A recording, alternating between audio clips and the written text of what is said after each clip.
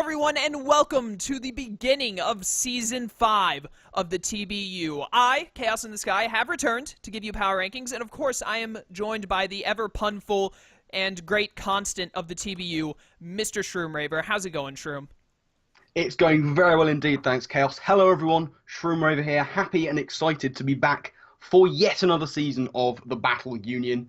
There have been a few changes since last season, which I think, are you going to go over them today? Yeah, I'll go over. I don't know if we're thinking about the same changes, because I was going to keep it pretty short, but this season... Oh yeah, no, I was thinking them as well. Yeah, this season wasn't supposed to exist, but now I am the commissioner and have managed to bring it to a Season 5 somehow. So, despite being the commissioner, I could never leave Shroom to have to deal with someone like Shoddy ever again. So, here I am. And I appreciate that. Yeah, man. Only the best for you.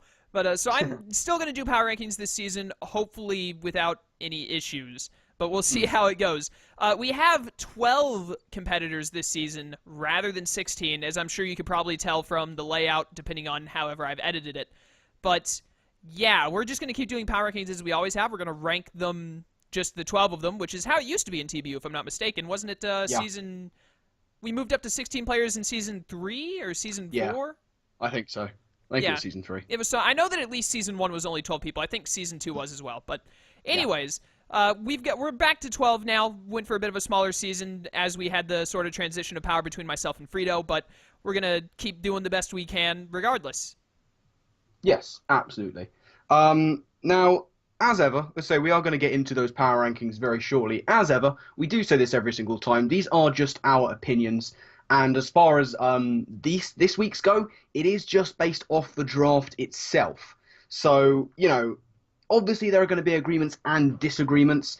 As ever with the Battle Union, as the seasons have gone, it's gone from there being like clear-cut great and not great teams to there just being 12 really very, very good teams indeed. So at no point are we really saying that most of these teams are bad. Sometimes we will. Certainly, I'm sure Chaos will use that word. But yeah, it's just opinion-based.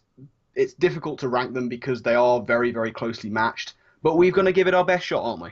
Yes, we are. And as Shroom said, this is post-draft PR. No games have been played yet. Well, actually, I think 2 games have been played at the time of recording this. But we have not seen any games because they've not been uploaded. And even though I may know the results of those 2 matches, they did not take any effect into the choosing of this list.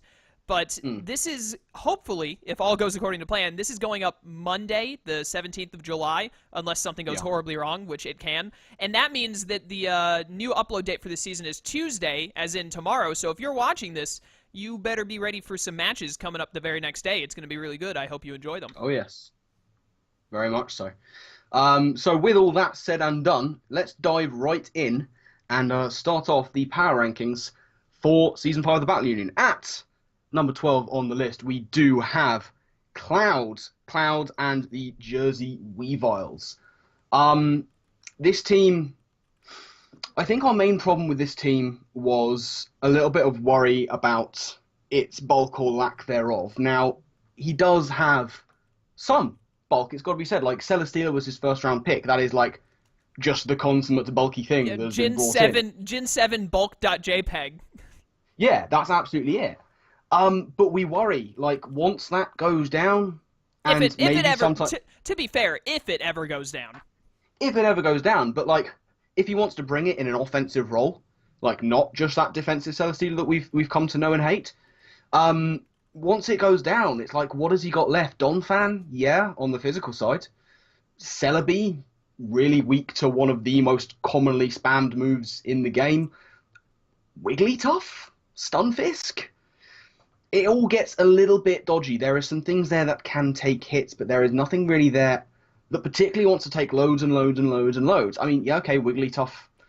I don't believe I'm trying to justify Wigglytuff. It was his viewer pick. He didn't go out his way to say, yes, I want Wigglytuff on my team. I just can't believe I'm trying to justify it, but we are worried about it. Now, that's not to say there are no good points about it. Look at that offense. Celesteela in itself, Thunderous Therian, Mega Gallade, Kyurem is just a monster, Mimikyu coming in at round 7 for him, Sharpedo and Tauros, they can be deadly as well. So there is very promising stuff there, and we've seen that Cloud can play a really nice offensive game. So, if that's his game plan, then sure, absolutely go for it. But if it's not going to work, it doesn't work out, then he could be in a bit of a problem. But as we say, he does play a good offensive game. We'll just have to see if it works from this season. Yeah, I also I'm not sure how I feel about his Z movers because I've only just now looked at them, but Celesteela is his Z move user. Okay. Instead of Thunderous T. Yeah, okay. Or even Celebi, because Celebi's probably got some decent coverage since it's a base 100 Pixie. Yeah, Celesteela, I guess it does have those nice offensive moves, but in most circumstances, you're going to want to go for the regular one because, if it's running like Steelium Z on the heavy slam, more often than not, Celesteela's going to want to go for the heavy slam. Yeah, more likely than not, usually. So I'm not entirely sure how I feel about that. I've never seen a Z Celesteela before, but I know that Thunderous T and Thunderous I get all of the coverage in the universe, roughly. Yeah, they do. They get a ton of coverage, and I can only imagine. I'm still new to Gen 7 Draft League and all that, and I'm only, just now really getting into Z moves, but, big coverage normally means at least mid-tier Z move user, if not better. I'm a bit more used to Z moves, especially in draft format. Celesteela, I could see it working on a dedicated offensive set, but Thunderous Therian is a more natural Z move user, I think. Who's his other Z move user? Sharpedo over Kyurem. I find I'm okay with that. I'd have actually gone with Tauros myself, but yeah, Sharpedo, Tauros, over Tauros. Sharpedo does get even more good coverage. With the fangs. With the fangs, yeah, it's got moves that some people don't necessarily know it gets. Which I'm not going to go into because Cloud will want to have his own secrets. But Sharpedo's move pool is bigger than some people give it credit for, so I could see that doing some work, especially if he can get a couple of speed boosts up and then suddenly from nowhere whack out the Z move. That could be a game changer. So yeah, I'll be interested to see how he does with that. Yeah, I am interested to see how Z Sharpedo works. Also, for those of you just tuning in and don't know the rules yet, if you haven't been following on Twitter, the viewer picks are allowed all Z moves in the game. Like Celesteela and Sharpedo in this instance, they're only offensive Z move users. The coaches got to pick 2 offensive Z move users based on the tier. You get 1 Z move user that's from tier S to B, and then 1 Z move user that's from tier C to E. But then your viewer pick has all Z moves. It can use, except for Omni and evasion boosts. We banned those. Yeah. But they can get speed boost, attack boost, etc. from setting up rain or something. Because aren't the weather moves they give +1 speed if you Z move them, I think? Yeah, that's correct. Yeah, that's what I thought, so. Which makes his viewer pick of Wigglytuff quite interesting, because the one thing Wigglytuff does have in spades is a massive move pool, and especially quite a sizable support move pool. So, you never know. It could do some wonderful things. I'm just playing devil's advocate here. There might have just been a beep sound that the people in the recording heard because I accidentally pressed a button that made a beep sound. Sorry about that. I assume that went through the recording. But anyways, that aside, yeah, you pretty much covered it. After Celesteela dies, which doesn't happen super often, but does happen, then he's really, strapped for defensive Mons. Celebi dies to Flygon, U-turn, 9 times out of 10. Mega Glade can be kind of bulky if it wants to. I know it's got a really good Spadef stat, I remember off the top of my head. I love Dawnfan so much, but its Spadef stat is just any HP Ice can usually, at worst, be a 3-hit KO, usually. Kyurem has too many weaknesses to be super great as bulky. It can work it depending on the matchup, but it's hard to run a bulky mon that's weak to fighting and rock and doesn't resist fire when it's a dragon and is weak to dragon. So it can depending on the opponent, but usually not that great. And then I hate Stunfisk. I know that there's a cult following of Stunfisk, but I'm not among the cult following. But yeah, I definitely think the biggest. It's not a bad team by any means. Like we said at the start, there's really no objectively bad team in our opinion. It's just some of them are objectively not as bad. Yeah. But yeah, I think that's the biggest issue with his team. Not really sure about Z-Move Celesteela, but if he can make it work, all the better. Absolutely. So I think with that, we can probably move on to number 11 on our list, and that is the returning former overlord of the Battle Union, and it is Fredo. Fredo and the Welshons are making their grand return to the Battle Union, which is very exciting. We're happy to see him back. His team, now.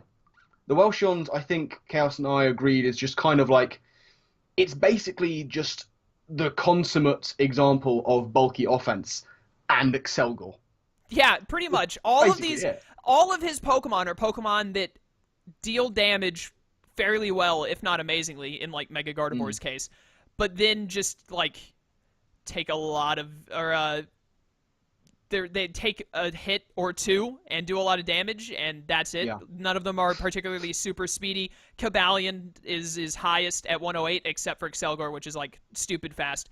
But other than that, he's got the 108. He's got 3 base 100s in Mega Guard, Zapdos, and Shaman, and then everything, it just goes down from there on his speed. But all of his Pokemon are like bulky enough, even if they're not invested, take a hit, do some good damage.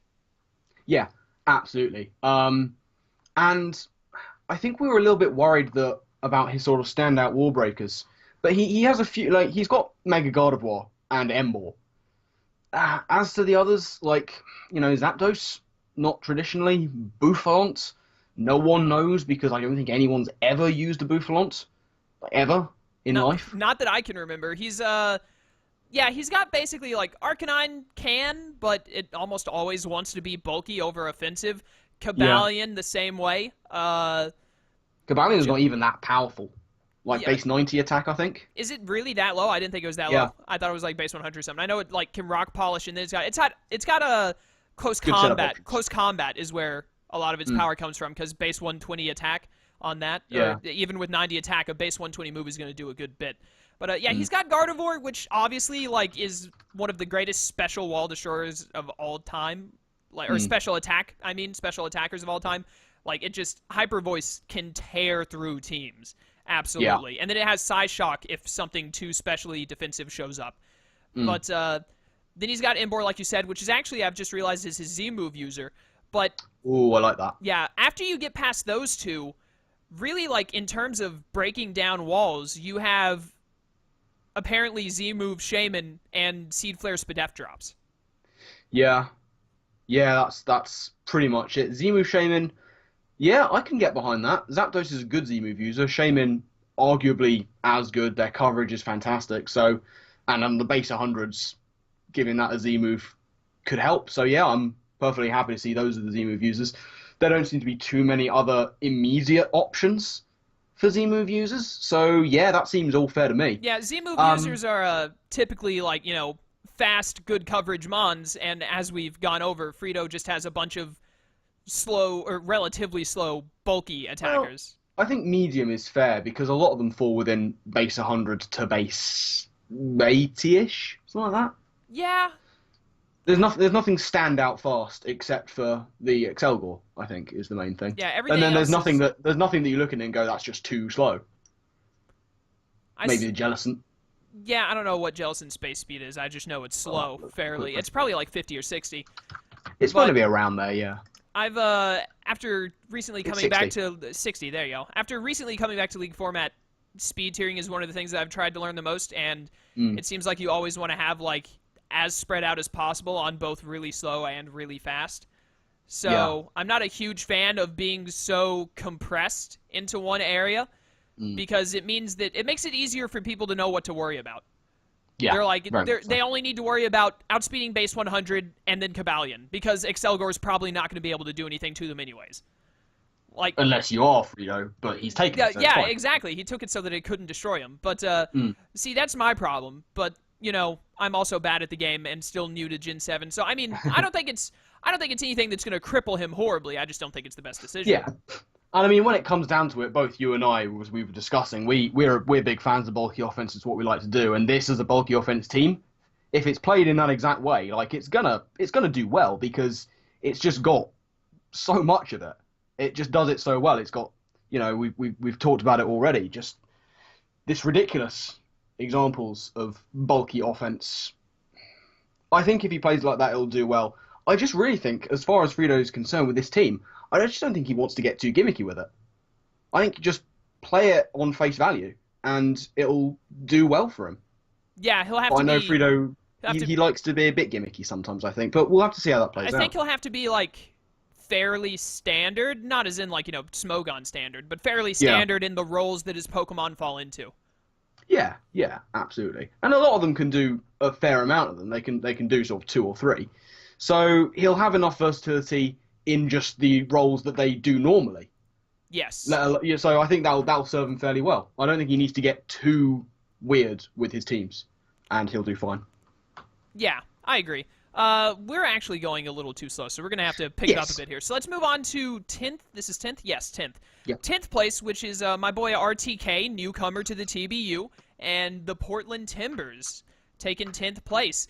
I'm not a huge fan of RTK's team personally because he took Tapu Fini round 1. I've never used Tapu Fini. I've watched a lot of people use Tapu Fini. I do not consider it to be a round 1 Pokemon in any stretch of the imagination. I also consider it to be probably the worst of the Tapus, except for, depending on your team, maybe Bulu. I don't know. I know Coco and Lele are definitely better.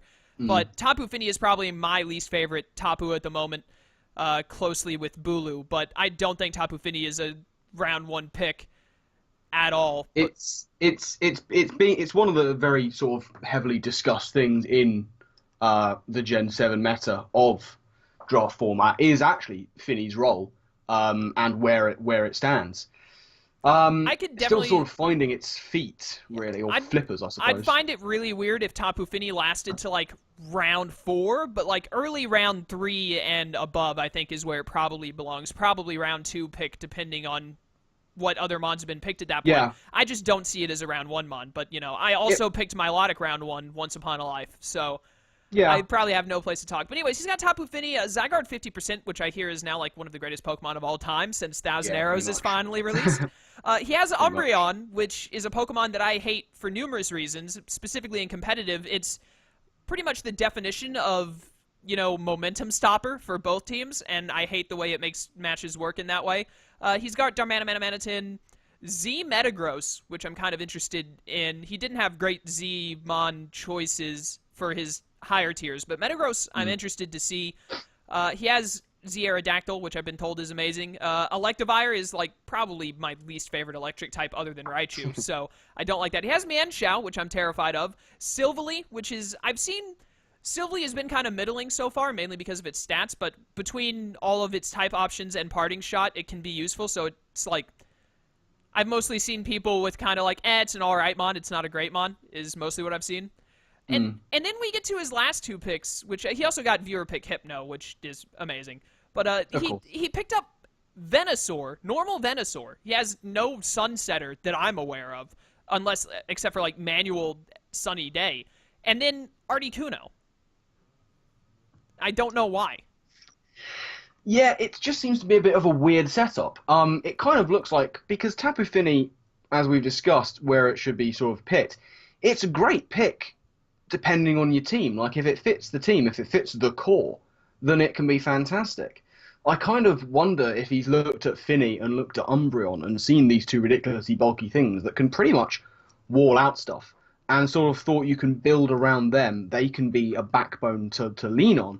And then he's got the offensive Zygarde 50 of Darmanitan, of Z Aerodactyl, of Mienshao, even of Silvally and Electivire, and just kind of gone, well, I can lean on these 2 defensive mons, which is, they can do that job. It's a bit dangerous. I purport that he won't bring Umbreon as much as he maybe thinks he will. But that's just me. As you said that, I realized something else I don't like about his team. He's very physically offensive. Yeah, there doesn't seem to be an awful lot of special offense. Like, that's the thing. Tapu Fini can actually do that. Yeah, it can, but it's like Arcanine. It's more often than not going to be a defensive Pokemon, especially because, like, the majority of his defense comes from Tapu Fini and Umbreon. But, like, Zygarde 50, Darmanitan, Mienshao, Electivire is primarily physical, isn't it? I don't know if it runs mixed at all. I know it has Volt Switch from time to time, but I think that's just for initiative.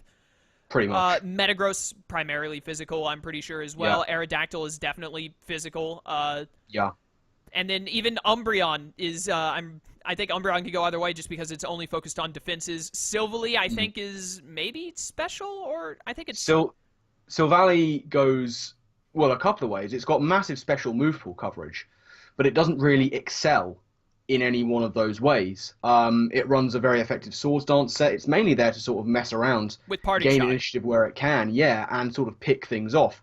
I think Sylvally, people saw Sylvally when we started the Gen 7 Mesh and went, holy hell, we can get all of these different types in one Pokemon? That's amazing. And then very quickly realized, actually, it's not that great.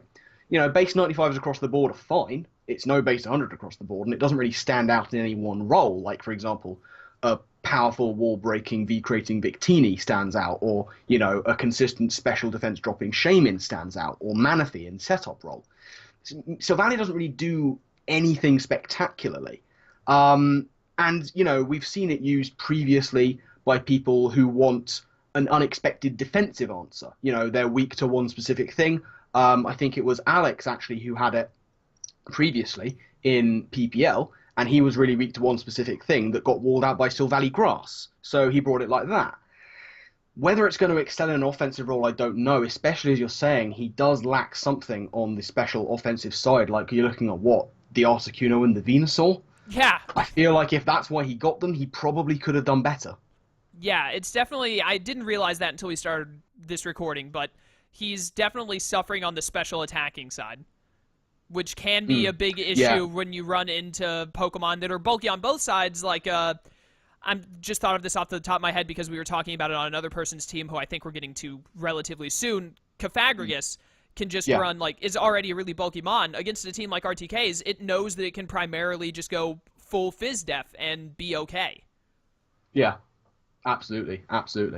So, whether RTK can pull that out, there are some things that can do it, like even Mienshao and Electivire, but there don't really seem to be any standout special attackers on that team. Whether he can turn that around will remain to be seen. Yep, so I think we should move on to team number 9, which is returning coach Jim with the much better named Meath Mamoswines. I'm so glad he went back to this name. This is probably one of my favorite league logos and names, but he got rid of it because Shoddy convinced him alliteration teams are bad. But anyways, we have Jim here set up in 9th. I need to click into his team tab so I can see his team. He has, immediately the very first thing I'm going to say is he has Victini. So automatically, that's great. Victini is amazing. He also has Garchomp, which is really cool. It's also a Z-move user along with Heracross. So Heracross is a Z-move user I'm actually kind of interested in now. Because we didn't look too much at Z-move users before we made the list because we had to switch between tabs to do that, and we're lazy people. But this is very true. Yeah, so some of these Z-move users are like, we're just now realizing that's what it is. A lot of them we just assumed they pick what we would have picked. But anyways, he also has Skarmory, Roserade, Jolteon, Comfey, Mega Absol, Stoutland, Gigalith, aka Budget Sand to the extreme. Type Null is his viewer pick, and then he has Gastrodon and Heracross. One of the biggest issues we had with his team was the way his hazards work, because I'm fairly certain, unless we've missed something, his only removal is Skarmory, which is cool. Skarmory is good at defogging. Like, Stealth Rock and defog is one of the things Skarmory does best. I often, when I talk about hazard removal, I talk about Pokemon that like to have hazard removal and Pokemon that can have hazard removal. And Skarmory is one of the Pokemon that likes to have it. It's totally fine to lose a move slot to defog for Skarmory. It doesn't need much else.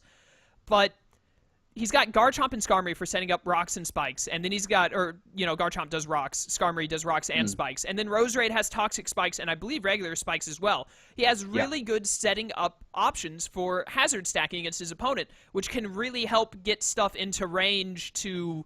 There are a lot of Pokemon that would, die to Victini or Garchomp or Mega Absol if they just had a little damage on them, or like 25%. So that can really help with that. But the problem is the only way he can get hazards off of his side when he has a Victini, which hates Stealth Rock, is to get rid of the hazards he's also set up. Yeah, that is one of the big problems of it. Like, looking at Jim's draft, it sort of goes quite in a steady slope from 100 to 0. Like, it starts really well. You've got Victini, then you take one of the premier sort of answers to most forms of Victini and Garchomp. That's fantastic. Skarmory, great options. Roserade, that's pretty cool. Like, it's more powerful than you give it credit for. Jolteon, that won't take a hit, but it'll get out there. Comfey, doesn't get Wish. Mega Absol, that can maybe do some stuff. It can't take Dracos, though.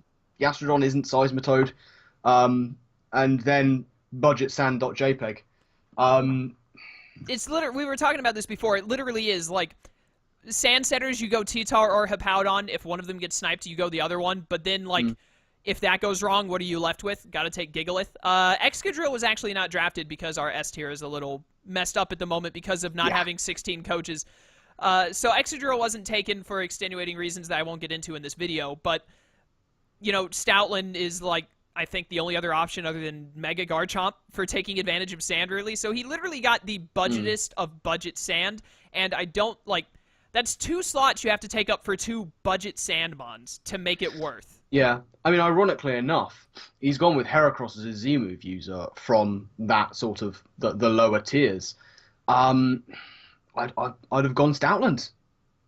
I'd have gone Stoutland. Like it needs that power boost on just some of its attacks, and Heracross has just so many better things to do than run a Z-move. It wants to run, you know, a Scarf most of the time. It wants to run Choice Band sometimes. It wants to run, you know, a cheeky Assault Vest or just, you know, a Pinch Berry, something, anything like that. Expert Belt or Life Orb even, just for more damage, but being able to switch up if you've got the speed for it. Hell, even if you want to go old school and go with like a Flame Orb for a gut set, the one thing it doesn't particularly, I don't think, want to do is run Z-moves. It doesn't seem to need them, whereas Stoutland, I think, could have benefited. That's not to say that this team is not dangerous. Like, we're talking about a Heracross here. Heracross is deadly when played right. Victini, Garchomp, we know that those things cause huge amounts of damage. Roserade is so often seen to be a bit of a sleeper pick because it's monstrously powerful, gets that Technician boost. It makes it one of the most viable hidden power users going. Yeah. I definitely, what I said before when I was talking about the problem with his hazard removal of like getting the chip damage he needs through hazard stacking so that the few things that Victini and Garchomp and Roserade and Mega Absol can't just outright kill, they need that little bit of chip damage. Like, that's still, even with the worry of him having to defog and getting rid of them himself, if that doesn't come up and he doesn't have to worry about defogging, then that situation comes to fruition where Victini, Garchomp, and Mega Absol, suddenly the damage they're missing to be able to sweep teams is there. Yeah, absolutely, absolutely. And also, Mega Absol has Magic Bounce, so, you know, that's kind of a deterrent, but, you know, you have to have your Mega Absol with you. You have to get the Mega off beforehand, because, you know, you're usually, most times, you're not going to lead with something like Mega Absol unless the matchup kind of calls for it, but it's usually not the premier lead Pokemon. But it's definitely, there are some issues, but he can make it work. Yeah, true, absolutely. And I'm actually, on a personal note, I'm really excited to see Type Null used in League format. It's his voted pick. Yeah, it will be interesting. He has access to all Z moves, so I'm pretty sure it also gets Parting Shot, so I don't know what Z Parting Shot does, but it's there. It brings the next Pokemon in at full health. Really? That's actually amazingly well for setup. And here's the thing, of course, like, it's his voted pick, so it's the Pokemon he gets access to all the different Z-moves. Of course, he doesn't have to run the Z-move, so he can just run a Violet-type Null, which is like P2 levels of bulk. That's ridiculous. So he can just do that. Yeah, also, Z Parting Shot, if it fully heals the incoming Pokemon, that's really good to get a low Victini, Garchomp, or Mega Absol up. Mega Absol or Garchomp can set up an SD or something after the Parting Shot lowers the opponent's stats. Like, that's definitely one of the better viewer picks now that I think about it, probably. Yeah. But I think it's gonna be good as long as he can sort out his hazard control and stuff like that. I think he's gonna go places. I agree. Let's move on to, I think this is 8th place now. Yep. 8th place we have SS in the Miami Dolphinies. Unfortunately, couldn't get him into 17th place this season. Wanted to really badly, but we really did. I'm gonna start by saying why Z Regirock. But we'll get on to that. Yeah, we'll get on to that. He's got Drachi and Salamence, which is scary they immediately. Are two of the most threatening mons in the meta at the moment. Salamence, I believe, of course, is his top rank Z-move user, which, you know, of course it is. Salamence is just become even more of a monster than it ever was. People are really noticing its prowess even more than before with the Z-moves. Jirachi, I mean, it's just Jirachi, isn't it? It's always been there. Yeah, it's exactly. Just Jirachi. It's Jirachi. And then you've got these really interesting options. Rotom Wash is pretty nice. Superior has never seemed to live up to the potential that it had with that contrary ability, ever, really. So let's see if SS can be the first to do it. Mamoswine, it's Mamoswine, you know. It's Mamoswine. What else we got? Hitmontop. Nah. It's okay because he's got Kamala as a good spinner. Aromatisse. I hate what it looks like, but damn, it does its job well. I absolutely despise the way Aromatisse looks, but it's quickly becoming one of my favorite fairies. I've had it like 3 times in League now, and being someone who is always absent-minded about taunt existing, it's really nice to have a Pokemon that cannot be taunted. Yeah, very much so. And then we move down to Salazzle, which, it's got good special attack and speed. That's pretty much it. The voted pick is Purugly. That's cool. I really want to see Purugly do stuff. I feel like it has a niche that it can fill that Persian has tried and failed to in the past, and we'll see if Purugly can do it better. Lipod is another cat that can do things. And then we have the elephant in the room, which is the Z Regirock. Because who needs Assault Vest or Leftovers on your Regirock when you can just make it hit a little bit harder with one of the punching moves? Yeah, it just seems like a strange decision when he had the likes of Salazzle and Lipod to choose from when coming to that tier of Z-move users. Z moves on Regirock. I mean, sure, it can run a bit of a gimmicky set, but if you're running a Z Regirock, it means you're having to put bulk elsewhere, and he can do that with the likes of Aromatisse and Kamala, but Regirock is just that one where you go, oh no, I need a physical switch in. Ah, it's okay, I've got Regirock. That can take anything. He's got a couple of Intimidate users, but I'd have thought he'd want to keep Regirock just for that safety net of bulk, physical bulk, pure and simple, because as we mentioned, this is offensive Z-move. He can't use status Z-moves on Regirock, he can only use offensive ones. And Regirock really benefits from having a different item. Yeah, I think that was probably the biggest misstep of his team was picking Regirock over either Lipard or Salazzle. Salazzle would really appreciate the one extra nuke move because it's really fast mon, and having that, its main issue is lacking in power more often than not, and that could really help it fix that issue, especially if it needs to hit something specific. And then Lipard, you've told me, is really great for coverage and could be a pretty good Z-move user depending on the matchup. I don't know the ins and outs of Lipard enough to make that kind of call, but I can only assume you're right. I think it's very good. It's got a ridiculous move pool. It attacks off base 88 stats on both physical and special, which is kind of good. Could use a boost from, say, a Z-move. But it can go off both, and a Z-move on one of those sides, I think it would have been quite nice. But, maybe he has plans for Regirock. I mean, we know that it can run a weird, gimmicky offensive set. Usually it prefers to have weakness policy when it comes to that, and if he's holding a Z-Crystal, it can't run weakness policy. But we'll have to see what he does with it. We'll have to see what he does. As always, we hope to be proven wrong, but... Oh, of course. We'll have to wait and see. I'm really not sold on Z Regirock. We'll have to see if he can do something with it. Yeah, absolutely. But here's hoping he can, because certainly the rest of that team looks pretty darn threatening. I'm looking mainly at Jirachi, Salamence, Mamoswine. That's disgusting. But yeah, we'll see what he can do with Z Regirock and the rest of this squad, which, does look pretty solid. So, with that, to move on, I think, to number 7 on our list, and that is going to be my man Alex, Wanzi Bayonet, and Birmingham Spritzy. First thing to say looking at this team is, my goodness, the Volt turn is strong with this one. Starting off with Tapu Koko Mega Beedrill.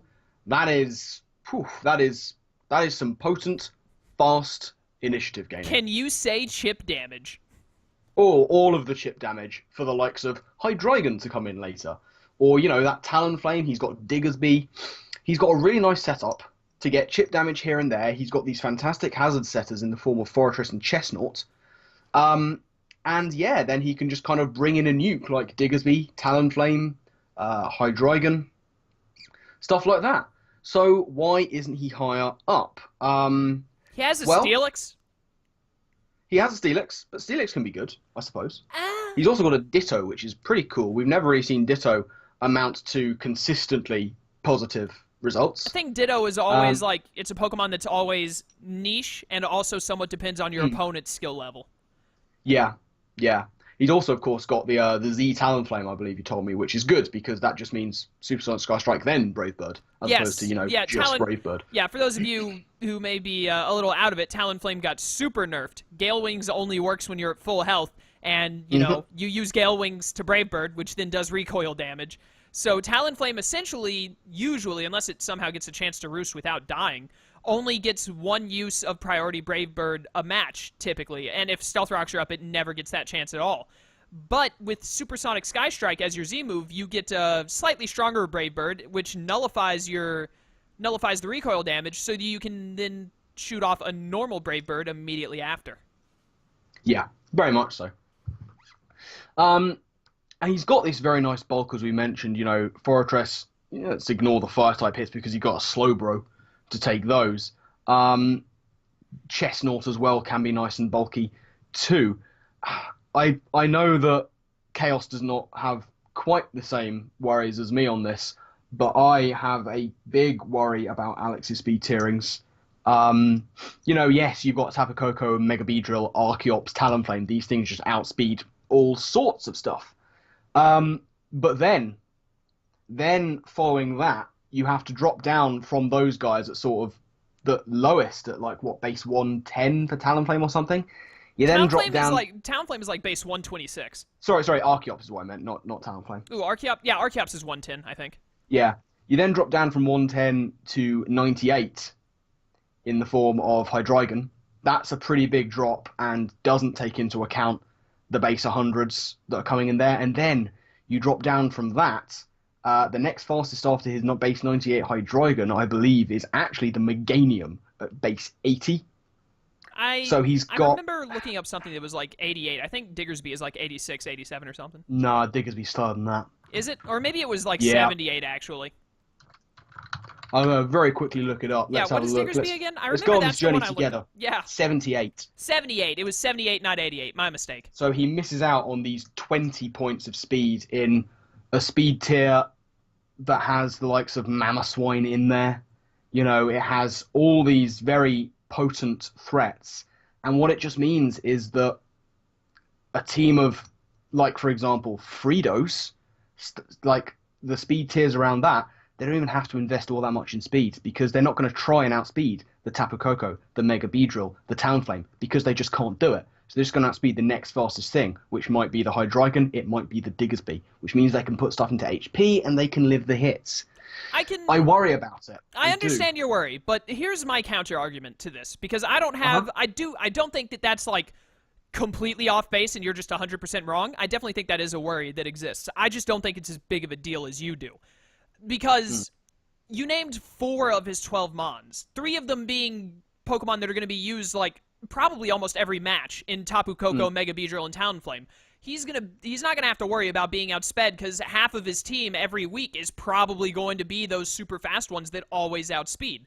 On top of that, base 100s and all I understand, but Hydreigon is just the speed tier to force them to run max speed. So yeah, base 100s still can't afford to go Adamant or Modest. They still need the speed nature, otherwise Hydreigon plus the other 4 Pokemon that are above base 110 still outspeed them. It will be a bit more of an issue for Pokemon like Mamoswine who come in at base 80 to 90. I agree with that.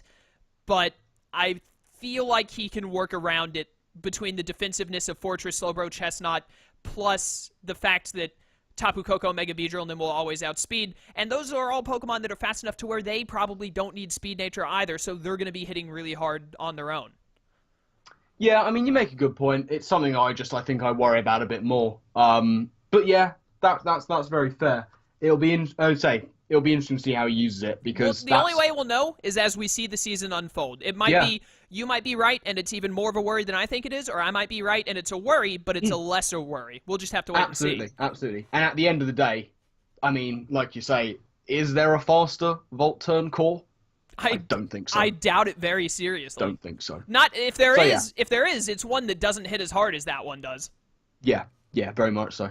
But yeah, that's a really nice little interesting team from Alex. We'll move on towards the top half of the table now, and in at number 6, we have L5 and the Oakland Rosa Raiders. Are you there? Hello? Yes, sorry, there was a little bit of a pause there. Yeah, L5 and the Oakland Rosa Raiders. This is just a weird team. It's a weird team. It's obviously very good. Let's talk about the offense first. Landorus Therian, Infernape, Latios is there as well. Mega Sharpedo is pretty damn powerful. Swellow has come into its own. this year as well. This generation with that buff to its special attack. So he's not lacking there. He's not really lacking in hazards either. A lot of hazard setup, including that Garboda down the bottom. And the bulk, as indeed Chaos mentioned before, is the Cofagrigus is very prevalent there. Tangrowth in there too, along with the Florges. I feel like... Go on. I was the one who liked this team a bit more than Shroom did. We both think it's a good team, obviously, but I was the one who was more for it. I don't like Empoleon being there because it's an Empoleon. I love Empoleon as a Pokemon. Not a huge fan of it in competitive. Especially when you're lacking other bulky waters, because his water options outside of Empoleon are Mega Sharpedo and Corsola. But I mean, to be fair, this is the point I made to Shroom. Cofagrigus can be your bulky water. It just has Willow. Instead of the 30% chance of burning with Scald, you have the 15% chance of missing a Will-O-Wisp.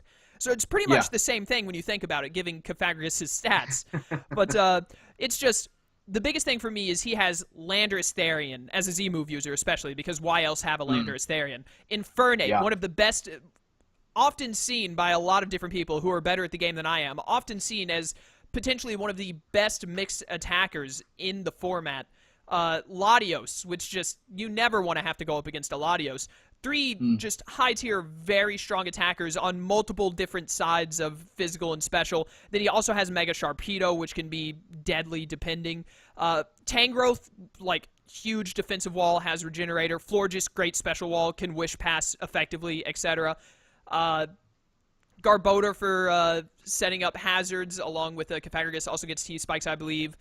And then you said, like, Swellow and Empoleon can be niche Pokemon that can, depending on the matchup, can do really good stuff, in my opinion. I haven't seen much of Swellow, but I've seen enough of Empoleon to know it can do things, but it has to be really handheld and have the right scenario. He also has... Yeah, that's absolutely true. Yeah, he also has Electros, which is just a pretty good Pokemon overall. I don't know how I feel about Z Cofagrigus. Like, why ever... Yeah, that was a weird one. Why ever Z-move over Leftovers is mainly what I'm thinking. And I'm looking let me look at this really quick. His other options were the Empoleon and the Swellow, which would have been good niche, like, users, like they might need a Z-move one week. Or Electros, which has, I believe is among those Pokemon that just has coverage it should not have. So it could be one of the it could be one of those random, like, it's an Electros, it can literally have any Z move in the game pretty much. But I just don't really see... I'm not saying that any of those three are like, these are amazing Z-move users, you'd be stupid not to have them. I just don't, I don't personally see why Cofagrigus would be the choice over any of those three, given that Cofagrigus can only use offensive Z-moves. And Cofagrigus isn't exactly, Cofagrigus is normally like, burn something, hex it for some damage, which I don't think the Z-move would take into account Hex's secondary effect. Or it might, I don't know.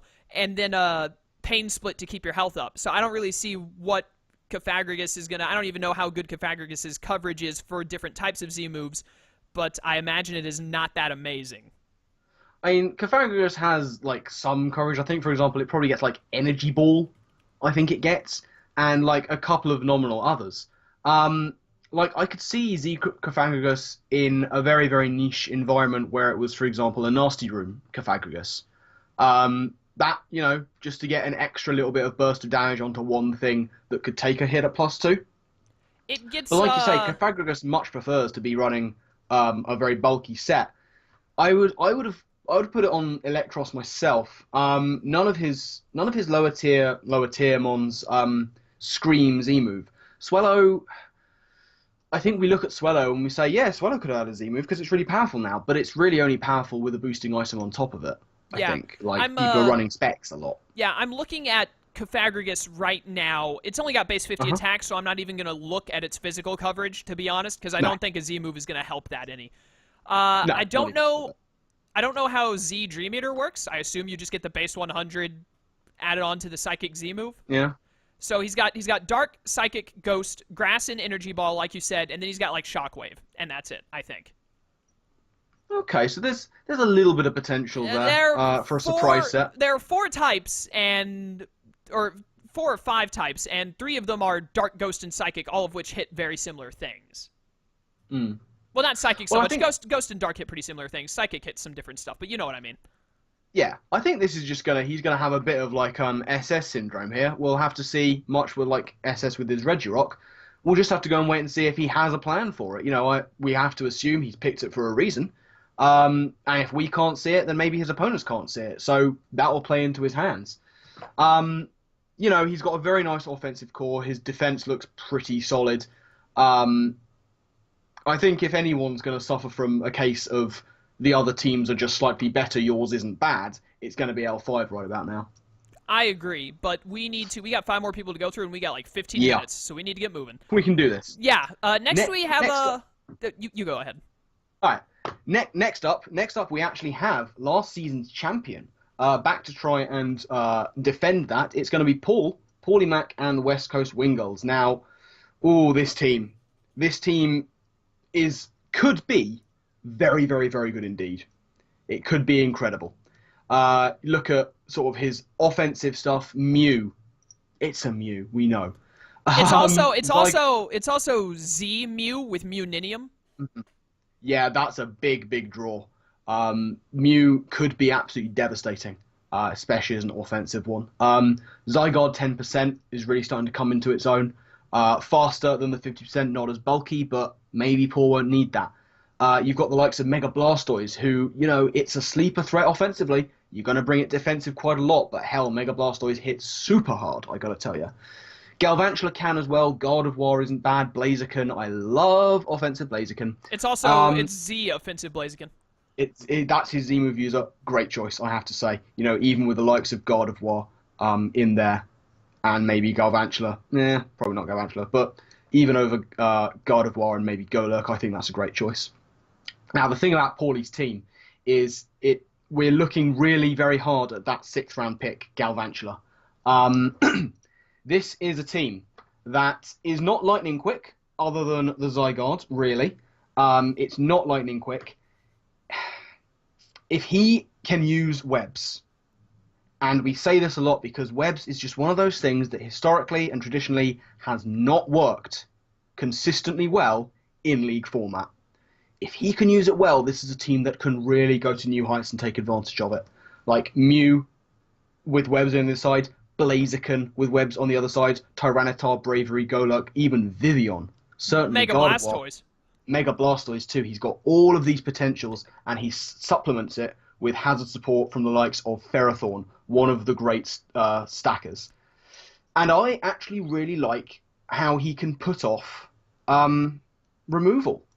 He's got Golurk there as his ghost type, which of course blocks the spin and can punish rapid spinners. It can really hit quite hard. And I know I've mentioned this to Chaos, and I know he's not going to set as much store by it as I am. I really like the addition of Braviary here, because Braviary's Defiant puts off the defoggers, and it's going to outspeed a lot of the defoggers. You got to take into account that means he has to bring Braviary.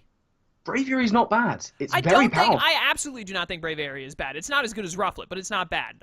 Of course. I'm just saying, you have to look at the rest of his team. Yeah, the majority of them all have a draw over Braviary. Also, your whole point of them drawing away from people removing, a lot of the teams have defog and rapid spin. To effectively block both, he needs Braviary and Golurk. That's 2 Mons already taking up a slot. If he's trying to block people hazard removing, that means he's brought Galvantula. That's 3 Pokemon. Yeah. That's half of his team decided right there. This is true, but on the other hand, it also means that a lot of this is going to sort of revolve around Paul's ability to read his opponents before the game. What if he's going to need to know what they're going to bring? Now, he did that. It was one of his great strengths last season. He was consistently able to read his opponents what they were going to bring. He almost always got it between sort of 4 and 6 of them correct. Mostly it was around 5 to 6. He got right. So he's shown he can do it. If he can do it this season, if he can tell what they're going to bring in terms of hazard removal and plan for that and bring the webs and try and take advantage of it, there's a lot of ands there. It's true. There are a lot of ands. But Paul is our defending champion. He's shown, he's demonstrated those skills before. It'll be interesting to see if he can do all of those things. That's a lot to ask. What if he's up against a Delibird? What then? Well, then someone needs to pick up Delibird. I'm vote gonna, Slowro. exactly. It could really complement the Mega Mawile that we'll get to soon. Of course. We do need to speed up, like I said earlier. Yeah. I'm just really quickly Speaking gonna of highlight. which- Yeah, I'm gonna really quickly highlight what I like about the team, if you don't mind. Oh. Let me get a word in edgewise here. Wow, Shroom. selfish. Yeah, exactly. I just really quickly want to go over Muninium Z is amazing. Zygarde 10%, it's probably not as good as Zygarde 50, maybe depends more on the team, but I'm really interested to see it work. Not a huge fan of Ferrothorn, been using it a little bit recently. I don't like it. I know it's not bad, but I'm not a fan. Licky Licky is a mon I want to use that is amazing. Oh, Mega dude, Blastoise it's is great. Yep, I've had Galvantula before. Great mon. It's more than just sticky webs is one of the biggest things Yes. people needs to realize about Galvantula. It's more than sticky Yes. webs. Blaziken Blaze I'm really excited to see as well, and Gardevoir is one of my favorite fairies of all time. So with all of that said, now you may do your transition to 4th place. Yes, now we will move on to 4th place, and that is going to be the aforementioned Slowro and Pittsburgh Pyros. So he got 1st round pick, and he took Mega Mawile. What a shock. Yeah, by the way, if you're wondering why Mega Mawile is even allowed, now that I'm the commissioner of the league, I like to let the coaches decide on how they want to suffer, and I put it to a vote, and they said they wanted it allowed. This was before they knew Slyro got round 1 pick, I think. I'm pretty sure. So Basically, it's their own fault. Yeah, it's their own fault. They all did this to themselves, although Slyro is one of the people who voted to unban it. But he's also, I've just seen he's nicknamed it Fredford, which I'm okay with. This is acceptable. Yeah, but anyways, so he has Mega Mawile. It's a great Pokemon, but Slyro's a bad player, so it'll probably be okay. I mean, anyways. Yeah, he's got Mega Mawile. It's really good. He also has, this is one of the things that I love the most about Sly's team, is that I would hate to prep for it, because these four, let me read these 4 Pokemon and tell me how you prep for all 4 of them. Mega Mawile, Thunderous Eye, which also has Z moves, by the way. It's Z move Thunderous Eye. Volcanion, and Tyrantrum. And also throw in Crocodile there while you're at it. Yeah. You just don't prepare for that. That's just, it's so very threatening. So very threatening. And you add to that the bulk that he's got. Now, my history with Vaporeon is well known. I don't like it in draw format. It might be because I've used it very badly, but I've also tried to shy away from using it. I think it's great on the ladder. I don't like it in the draw format. But he's formed this very nice unit of Vaporeon plus Sorina. I love that pairing. I think it works really well together. Add to that Uxie, who is just, it doesn't die. It doesn't. And then he's got these weird other threats as well that people might sleep on. Drampa, Toxicroak, Cryogonal. It's this interesting mix of the fact that he's got this really nice defensive, bulky core that works well together. These offensive monsters. And then these kind of semi-unknowns that you don't see very often that could really come back to bite people. And I'm really excited to see him use Drampa and Toxicroak because, they're pretty damn good. Toxicroak is also his Z mover, along with Thunder's Eye. That's a pretty good choice of Z move user, actually, on Toxicroak. It's got that really big move pool. Looking at its competition there, Drampa, maybe. Uxie doesn't want to be a Z move user, really, let's be honest. Cryogonal doesn't really have the coverage to warrant it, and Tyrantrum much prefers running other items. So yeah, Toxicroak is a Z-move user. That's pretty cool. It can attack off both stats. It has boosting in both stats. Yeah, this is all really well and good, but let's talk about the actual threat in his viewer pick with all the Z-moves in the world. Cottony. This is really interesting, actually. Of course, Cottony does have access to all the Z-moves, but it also, of course, has Prankster, so it can get them off first. I'm so excited. I hope he brings Cottony to... He has to bring it to at least 1 match. I want to see it at least 2. But... I would expect to do at least 3. Oh, dude, raising the bar. But, yeah, Slyro has... actually, privately, I'm hoping it becomes his main fairy. Honestly, I hope it ends up being his MVP. He's actually named it MVP as I said that. But there it is. I hope it is his actual MVP. But, yeah, Slyro, like you said, he has really good defense between Serena and Vaporeon as a combination, and then added on the fact that anything they can't take, Uxie probably can take. And then he has Intimidate with Crook. Crook can intimidate things to help out on that end. Volcanion can be really bulky. Mega Mawile can be pretty bulky. And it also gets... So can Tyrantrum. Yeah, so can Tyrantrum if it really wants to be. And Mega Mawile also, before Megaing, it also has Intimidate assistance, as it is when it's normal Mawile. And then, like, Yeah. it's just so hard to prep for Thunderous Eye and Mega Mawile, especially when Thunderous Eye is Z move, and then add on to that, if you manage to prep enough to be able to handle one or two of them, you're probably not also going to be able to handle Tyrantrum, Crook, and Volcanion on top of it. Yeah, absolutely. All right. Very, very threatening stuff. We need to get to the top 3. Yes, and we're there now. Sitting in at number 3, we have Ethan and the Tennessee Dynamos. Megalop, Dragonite, Scizor, Nidoqueen. Just those top 4. Just those top 4. Oh, no, go ahead and give them the 5th and 6th, which is Alamamalama and Mesprit. Yeah, that's really good as well. Delmise in at 7. That has been some people. I don't think people were expecting Delmise to be as good in the format as it is. I've been using Delmise. It's surprised me how useful it is because I wanted absolutely. I wanted Decidueye, couldn't get Decidueye. I was like, well, I'll just get Delmise then. It's same type and can spin instead of Defog.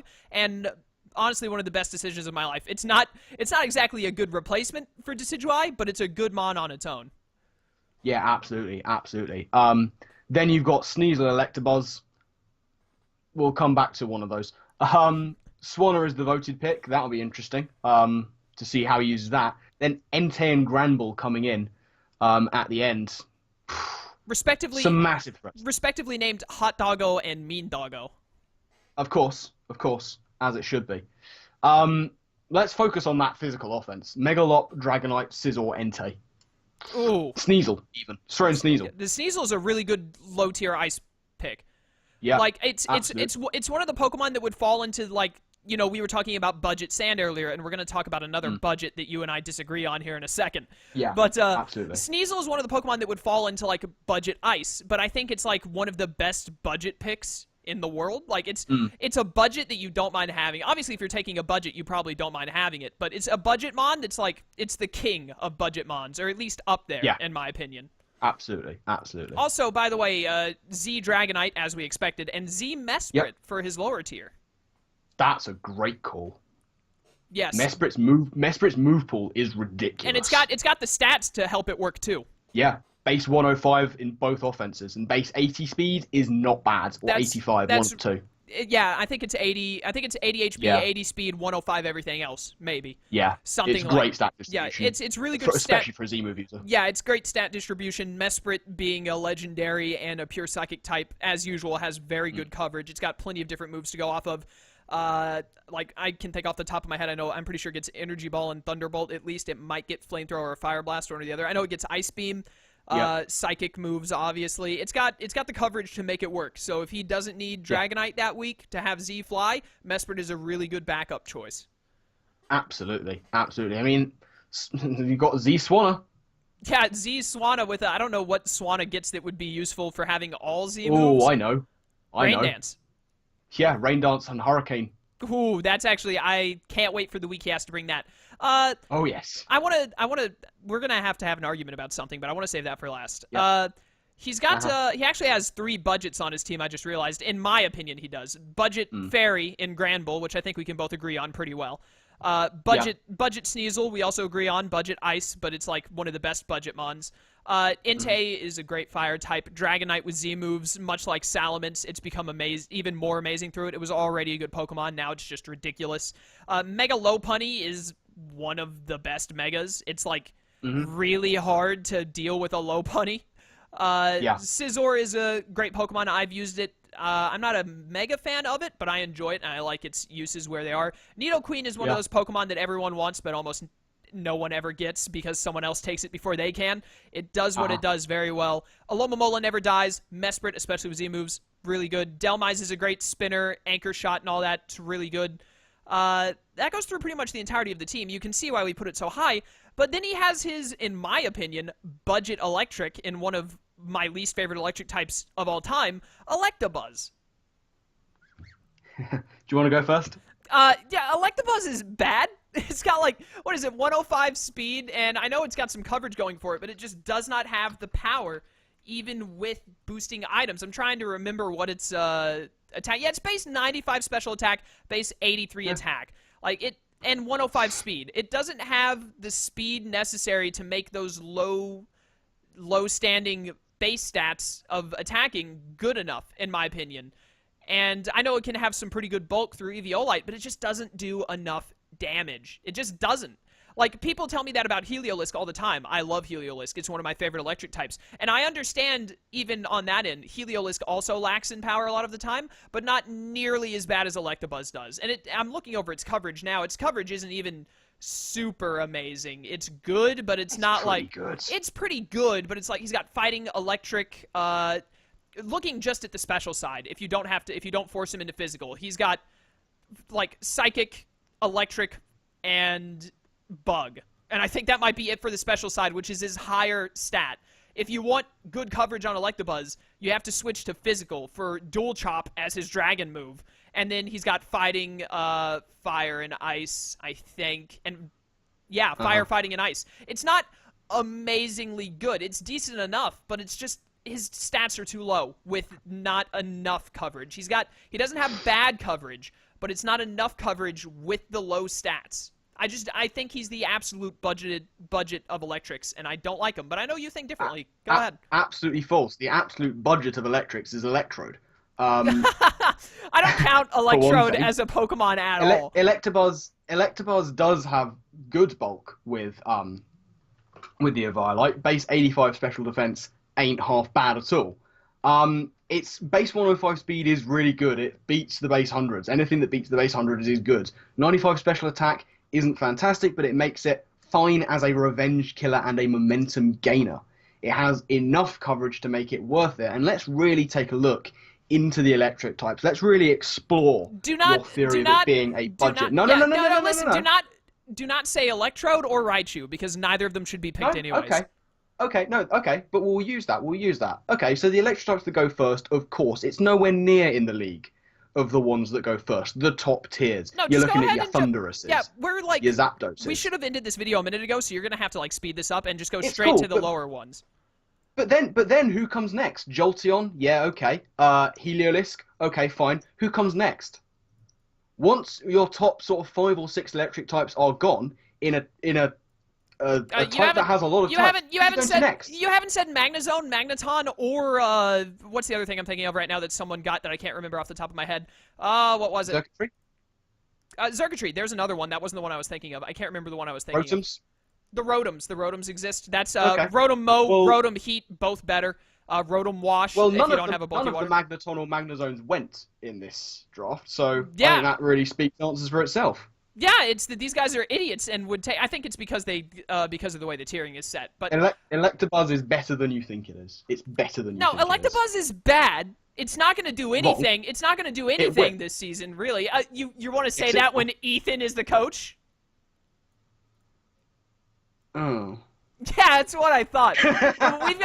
We're like 3 minutes over an hour already. I think we accidentally took too long on the first like 3 teams because we were getting back into the swing of things. We have to speed through the first and the second one. This video needs to end in the next 5 to 6 minutes.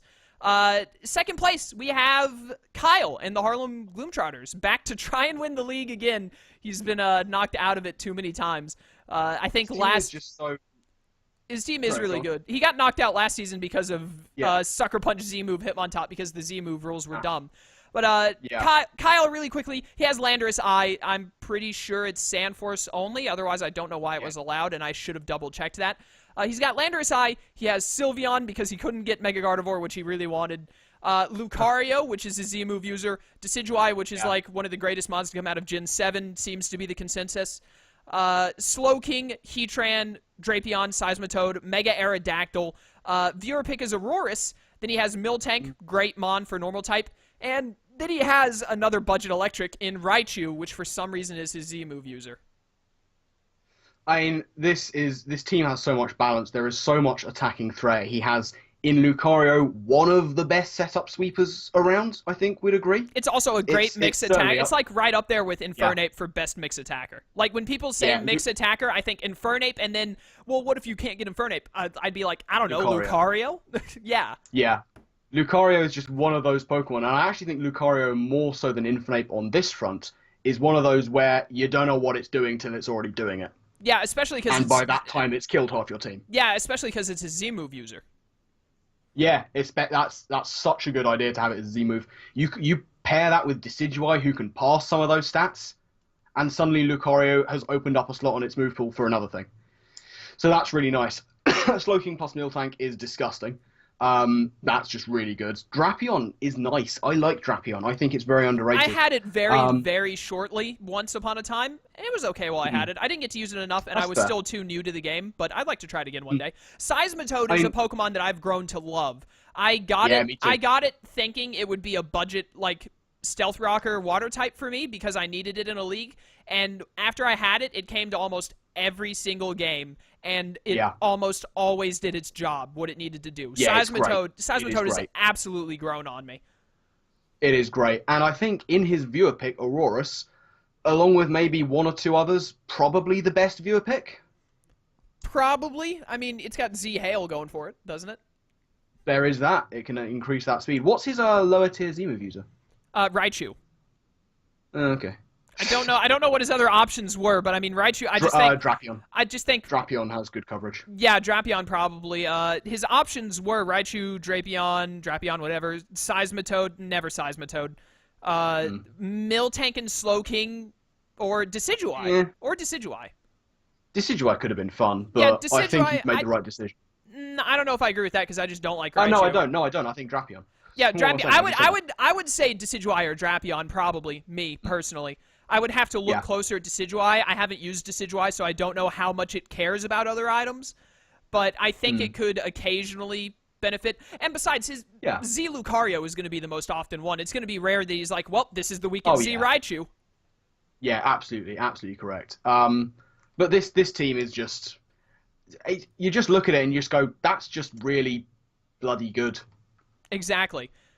That's very little to think about it, really. Partly because we're low on time, but also partly because you're right. That's pretty much where we're going to leave up. It's really good. He's got good defense and recovery with Slowking, Regenerator, Miltank, Milk Drink. Drapion can be niche depending on the opponent, like what kind of different defense he needs, or even offense. Seismitoad is a great Pokemon in my opinion. I love it. I've really come around to it, especially because that one time it made Shoddy cry. Landorus, it puts off the water types going for like his Heatran, his Aurorus, his Mega Arrow, his Lando. Exactly. He's got Lando-Eye, which is great. Sylveon is one of the best fairies in the format, as we all know. Decidueye is one of the up-and-coming, like, as of right now, as far as I'm aware from what I've seen, it's one of the favorite Gen 7 Mons at the moment, especially in League format. It does great things. It gets defog. It can do a lot of cool stuff. Lucario is one of the greatest setup sweepers and mixed attackers to exist. Mega Aerodactyl is a really good Pokemon, especially when you don't want to get, like, Mawile, Lopunny, Gardevoir, one of the Megas that'll go out right out the gate, you can hold off and get Mega Aerodactyl. That's a Mon that you can probably count on being there late to get it. So it's a good late-round pick. But yeah, Kyle's got a really solid team. I'm looking forward to see him using it, and we really need to move on to number one, which is Trev. Trev CL and the Houston Toxapex. He has... This team. It's so bad. It's actually a bit of a tiering mistake on the admin's part, myself included. We did not make Greninja Torrent B tier when it should have been, and it ended up in C tier. It ended up in C tier by mistake, and Trev picked it second overall, rightly so, because he now has Greninja Torrent. I think that means it also gets like Gunk Shot and whatnot, because I'm pretty sure we just made it where it has to be Torrent. We didn't ban any moves, so he has Greninja as his Z move user, along with something else that I can't remember off the top of my head. Kyurem Black. Kyurem Black and Greninja are his Z-move users. Those are like the two, that's the best pair of Z-move users there are in these teams, as far as I'm concerned. But he has those two. Then he has Scolipede. He can pass speed. We have not banned Baton Pass. We just banned speed plus other thing. So he can pass speed into Kyurem Black or Greninja if it actually needs it. Then he's got Xurkitree, which he can also pass speed into. He has Registeel, great defensive Mon. When he first started drafting, everyone was worried about he has so much offense in Kyurem Black. Where's his bulk going to come in? And then he picked everything else. Yeah. He had Kyurem Black, Greninja, Scolipede, Xurkitree, destroys everything. Then he's like, oh, well, everyone's saying I don't have defense, so I guess now I'll just get, let's count them off one by one. Registeel, Togekiss, Blastoise, Porygon 2, which never dies, Gourgeist. He has access to every Gourgeist form. His viewer pick is Simisear. No one really cares about that. It gave him a fire type, I guess, if nothing else. Then he got Musharna and Piloswine. So it is with like there's not even much to say about this team, which I'm glad for because we do need to end the video soon because we're like almost 10 minutes over an hour. But it's just basically he can play a little bit of stall here because everything underneath his round 4 pick can be used very bulkily. Even Togekiss, you can go offensive. And yeah, Musharna and Piloswine, there's like, oh yeah, they're pretty budget. Yeah, but they're really good budget.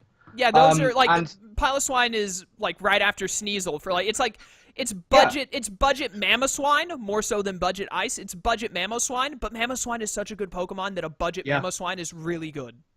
And like basically, he could pretty much every week just bring 2 or 3 really, really, or probably even just 2, maybe 3, like bulky stuff. Wear things down, wear things down, wear things down, go into Scolipede, pass into Kyurem Black or Xurkitree, clean up with Greninja. Wash, rinse, repeat. It's such a good team. I honestly just like ridiculous. There is a reason he's in first place, and I'm pretty sure it's going to be similar to last season where Leo rarely left first place. I think Trev is going to be in first place for quite a while. Yeah. And the beauty of it is, especially because his first week opponent is Slyro, but that's just hearsay. Like we look at it and we actually go like, other than his first 4, there's not even all that much that you look at it and go, that's great offense. But if you look closer, there kind of is. Like Togekiss is no slouch. Porygon 2 is no damn slouch, and the small form of Gourgeist can really put the hurt in things. We've seen Piloswine used offensively, and God knows Simisear when it comes the first week, the only week it does, it won't be defensive. So, yeah, I think he's got actually a bit more depth than one might initially realize. Yeah, exactly. And on top of that, even if he doesn't go with that more depth that we see, he doesn't need to. It's no. Kyurem Black, Greninja, Scolipede, and Xurkitree, that's 2 premier special attackers, 2 premier physical attackers. One of them can take care. Like Kyurem Black's only issue is his speed. Scolipede fixes that. Xurkitree's only issue is his speed. Scolipede fixes that. Greninja is just a great Pokemon. It doesn't have an issue. It's just hard to deal with. It's so hard to deal with. We've had to ban certain forms of it. It's like he doesn't even have to go into that depth. He can if he wants or needs to. I don't think he'll ever need to. If he wants to throw someone off, he can. But it's good enough. Like, he doesn't even need to go that outside of the box. That's how good this team is, and that's a good thing. And he's got great recovery on that defense with, like, Gourgeist and Porygon 2 and Musharna. He's got a fantastic Rapid Sprinter and Blastoise. He's got a great Defogger in Togekiss who can pass wishes. It's pretty much got everything. Yeah, I'd be surprised if and Trev is also like, this is completely objective on the teams, but Trev is also a fairly good player. He's won a couple of leagues, if I'm not mistaken. So I would be, I would feel safe betting on Trev being our Season 5 champ, is all I'm saying. Fair enough. I'm sure Paula has something to say about that. But yeah, and that's Kyle. a story for another time. But yeah, I'm going to go ahead and outro us out. Sorry this video is a little bit longer than usual. According to OBS, it's about an hour and 12 minutes. I was supposed to start streaming 1 minute ago. But anyways, we had to get back into the swing of things, and we were we didn't have a lot of time to set this all up. But definitely, now that post-draft PR is over and we're back into the swing of it, we'll make sure that the future videos, only 12 teams to go over. We're going to aim for less than an hour. We should be able to pull it off. But thank you. Thank you for watching this video if you did, despite how long it is. Just kind of, it's the start of the season. We're all getting back into it and whatnot, the coaches and us as well. But Shroom, thank you for being here as always, the one constant of TBU, as we recently discovered through the statistics. Of course. Always a pleasure to be here. Happy to be back. And yeah, looking forward to seeing the first week matches. It's going to be really good. We will see you again next week. These are going to be going up every Monday, assuming nothing goes wrong, as always. Be sure to check out myself and Shroom. There will be links to us in the description. There will also be links to all of the coaches in the description, so go check them out. Get ready for the matches. If this did go up Monday like it's supposed to, then that means the matches are the following day, so they're right around the corner. You don't even have to wait long, and we hope you enjoy them and this season of the TBU. A lot of work went into it. We're really looking forward to it. We hope it's a good one for viewers, coaches, and analysts alike. Anything to add, Shroom? Not particularly, I don't think. We'll just let this one wrap up, I guess. All right, then. Thank you all for watching. Thank you all for watching. We hope to see you at the Week 1 Power Rankings next week. And until then, farewell. Laters.